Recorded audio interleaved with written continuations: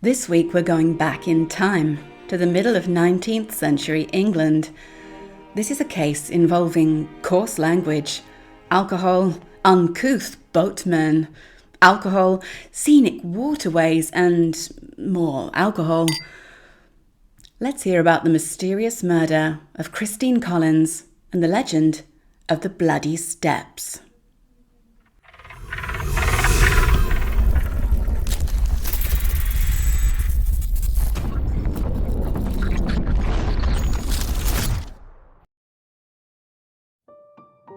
Christina Collins was 37 years old in 1939. She had recently married for the second time to a man named Robert Collins. Collins worked with horses by trade, and the couple had met, fallen in love and married fairly quickly. They moved to Liverpool with a view to Robert finding work, but alas, at that time, work was scarce. Eventually, Robert travelled to London in search of employment, leaving Christina behind in Liverpool. She managed to find a job locally, working as a dressmaker for a Mrs. Grice, who operated from a house in Crosshall Street. After a time, Robert sent news that he had secured a job and requested that Christina travel to London and join him. Enclosed in the letter was 1 golden guinea to cover the cost of the journey. This was likely the largest amount of money Christina had ever had in her possession at one time, but even so, it wasn't enough for her to make the lengthy trip in comfort. The rich travelled in style, by horse-drawn coach, but the only option left to Christina was by canal barge, which was a quarter of the cost. On the 15th of June, 1839, Christina left Liverpool and travelled by barge to Preston Brook on the Trent and Mersey Canal. There she would board one of Pickford's freight boats, the Staffordshire Knot, and continue via Rugeley and Coventry to her final destination. Records state that she was wearing a dark-coloured dress, a fawn handkerchief around her neck, and a blue bonnet decorated with a ribbon. Her worldly possessions were packed into 2 small cases. The crew of the Staffordshire Knot consisted of 4 members: Captain James Owen, assistant boatman George Thomas and William Ellis, and cabin boy William Musson. Christina, at first taken aback by the sight of these rough and ready strangers, was apprehensive, but the thought of being reunited with her husband wasn't far from her mind, and she resolved to make the best of it. Her fears increased when she realised the boat was making regular unscheduled stops along the way, while the crew, including the cabin boy Musson, kept up their strength and spirits by downing copious quantities of the local ale. Indeed, Captain Owen put away 7 pints when they docked at Stoke Wharf, and Christina saw him stagger back to the barge with an extra gallon to keep the men going until their next stop, conveniently next door to the Plume of Feathers public house at Barlaston. When they docked, Christina went into the Pickfords' office, where the clerk, noticing how exhausted she looked, encouraged her to lie down and rest, until the crew shouted that they were once again on the move. By the time they'd reached Walton, the situation had deteriorated, and Christina now feared for her safety. She told the canal clerk that she was afraid the crew would, quote, meddle with her. It was later said that he advised her, if that were the case, she should report it at the end of their journey. His suggestion was interrupted by an almighty crash as the boat rammed into the lock gates. This was followed by a tirade of colourful expletives from Owen, presumably still under the influence. Don't drink and steer, folks. The clerk, red with indignation, burst forth from the office and reprimanded the boatman thoroughly. As they continued, Christina, by now fed up with the lot of them, set off along the towpath, walking ahead of the boat. At Aston, the wife of the lockkeeper recalled seeing Christina there at 8 o'clock in the evening, waiting for the boat to catch up. She was sitting on a wall, sharpening a penknife. As the boat arrived at the lock, one of the men looked in Christina's direction and shouted, "Curse her eyes! I wish she was in hell flames!" Unsurprisingly, this caused her to burst into tears. Apparently the crew had been quarrelling, and George Thomas had been heard to say that he wouldn't carry on working, quote, if she were allowed to be in the cabin instead of in the space reserved for passengers. However, without an alternative, Christina reboarded the barge and they journeyed on to Who Mill Lock, where they docked for the night. The lockkeeper's wife, Anne Mills, later reported that she was awoken at midnight by the sound of a woman crying. It was evidently so alarming that she got up, opened a window and called out, "What's up?" She saw a woman, Christina, step off the boat and ask for her shoes before bending down and putting them on. After a moment, she heard the woman cry out in distress, quote, "Do not attempt me. I'll not go down." The following morning, Mills asked one of the men who the woman was. He answered that she was a passenger and that she had her husband with her, which seemed to put the woman's mind at ease, and the boat continued on. At 5 o'clock on Monday morning, a boatman named Thomas Grant was approaching the stretch of water known as Brindley Bank, near Rugeley, when he made a chilling discovery. He noticed a body floating face down near the viaduct, the figure of a woman, wearing a blue dress and stockings, but without either a bonnet or shoes. At around 4 feet, the water wasn't particularly deep, but he could see no footprints on the bank nearby, nor any sign of how the woman had come to be in the canal. With the help of another man, he manoeuvred the body to the bank and pulled her out. It was immediately apparent to both that she was dead, although her body was still warm. The parish constable arrived and instructed that the body should be carried up the wooden steps, a rather steep bank, and then on to the Talbot Inn at Rugeley. An hour later, Owen and the crew of the Staffordshire Knot reached Fradley Junction, where they made a stop and were changing horses. Seemingly incoherent, Owen informed the clerk in Pickford's office that he had had a passenger on board, but that she had drowned herself. He said that she had tried it once before, wading into the water and crying, "Collins, Collins," the name of her husband, he believed, and that he had pulled her out. The shocked clerk asked why she had been permitted to make a second attempt at drowning, only for Owen to answer that she was, quote, "off her head." When they left, the clerk called ahead and gave this information to the police constable at Faisley, who met them when the boat pulled in. Upon seeing him, one of the crew exclaimed, without hesitation, "Damn and blast the woman! What do I know about her? If she had a mind to drown herself, she might." It was clear to the constable that, with the exception of the cabin boy, the whole crew were drunk. He requested more officers to escort them to the local police station. In the cabin of the boat, authorities found a bonnet, which had been crushed, a pair of shoes, and an apron.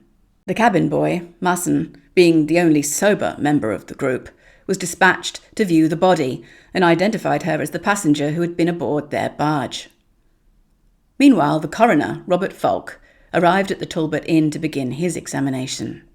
The crew were questioned individually, but each seemed to give a different version of events. They blamed each other in turn for, quote, interfering with her, and then Owen said she became hysterical and wailed, "Oh, Captain! Oh, my Collins! I will drown myself before I get to London." Post-mortem examination of the body found little in the way of obvious wounds, apart from 2 small external bruises, which were deemed insignificant. The coroner concluded that Christina Collins had died from suffocation caused by drowning, and upon further examination found no evidence that, quote, improper connection had taken place, calling into question the suspect's claims that one or more of the men had interfered with her.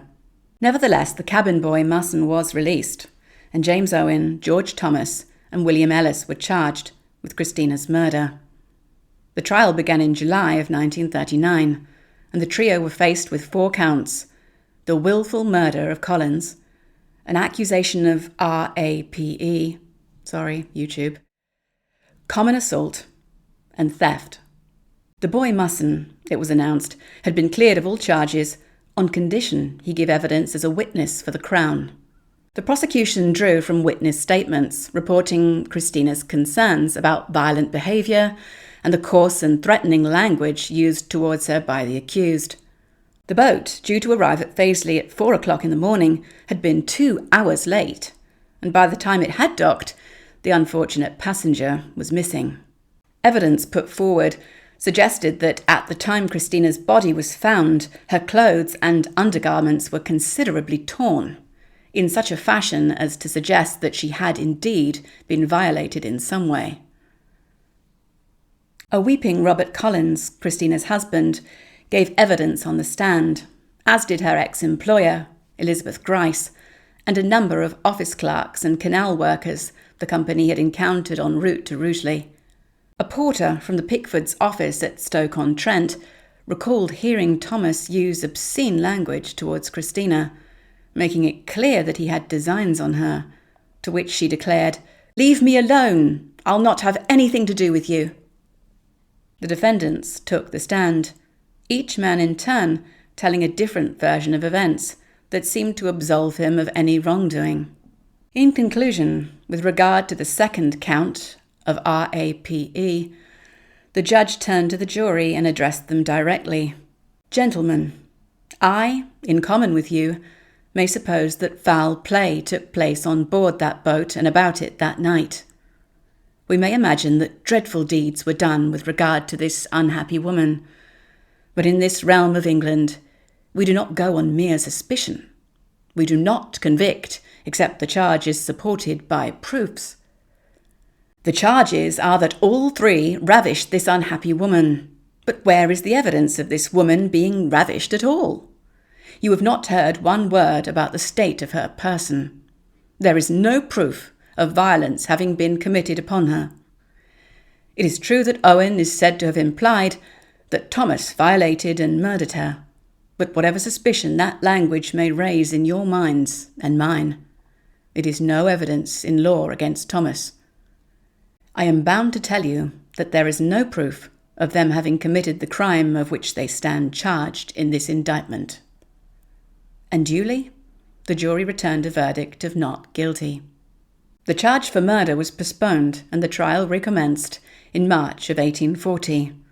The prosecution produced a new witness, named Joseph Orgill, a prisoner who had shared a cell with James Owen in jail.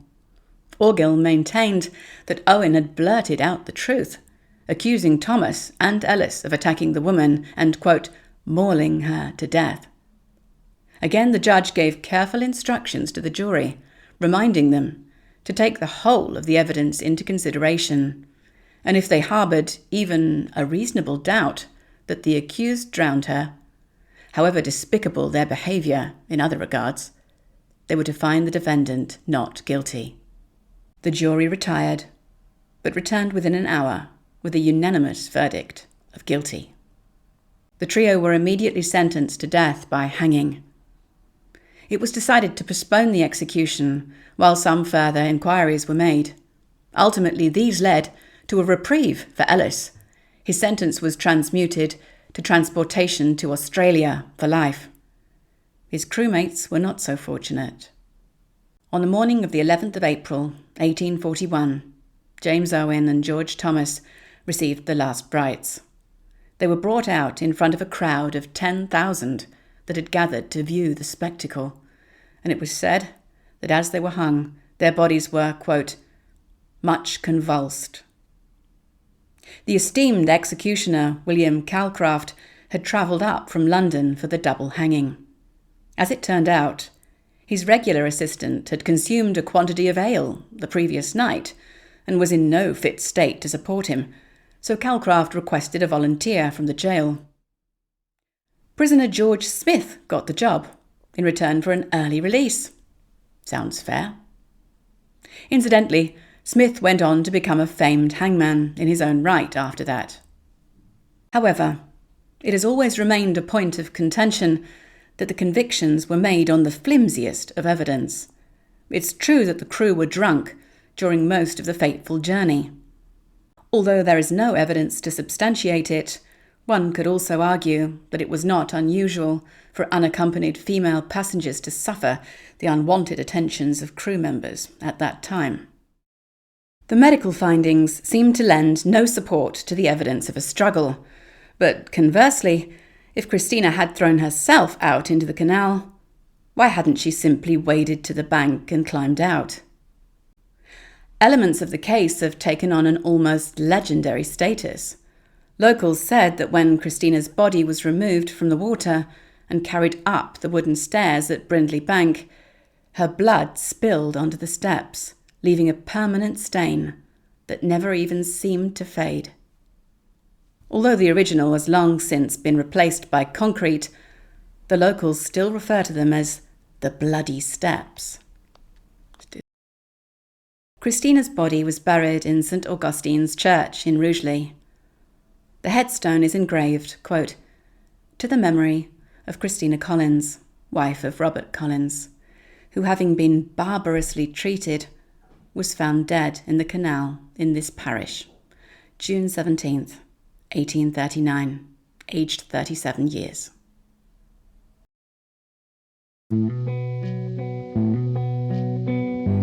Well, what do you think?